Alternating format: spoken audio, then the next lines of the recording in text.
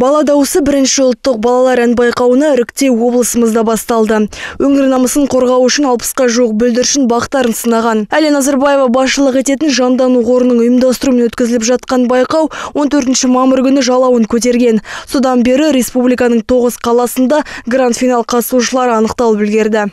Основная цель нашего конкурса – это поддержка. Байқаудың басты мақсаты жас дарындарды іздеп табу және қазақ тіліндегі жаңа әндерді жарыққа шығару. Петропавл іріктеу өтіп жатқан 10-шы қала. Қаламызға тәлімгер ретінде белгілі әнші Айқын Төлепберген келіп отыр. Ол облысымыздың үздік әншісін анықтап, гранд-финалда қатысушыға тәлімгер ретінде жан-жақты көмек көрсететін болады.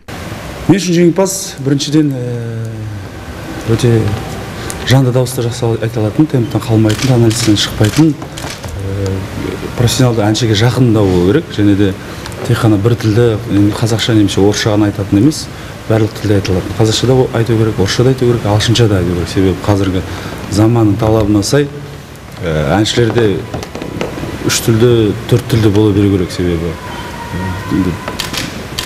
дүние жүзінде бәрі дамып жатыр, интеграция болып отыр. Сондықтан кез келген тілде профессионалды әнші ән айту білу керек. Екіншіден ішкі бір харизмасы болу керек. Үшіншіден жүрекпен айту керек. Айдана Мұрсалимова 11 жаста. Қызылжар ауданы Соколовка ауылының тұрғыны, кішкентайынан әнге жақын екен. Болашақта әнші боламын деп бекінген жаздарын бағымды сынап көргім келеді дейді. Бір жағынан қорқыныш сезінсем, бір жағынан үлкен қуанышты сезінемін. Мен өскенде әнші болғым келеді.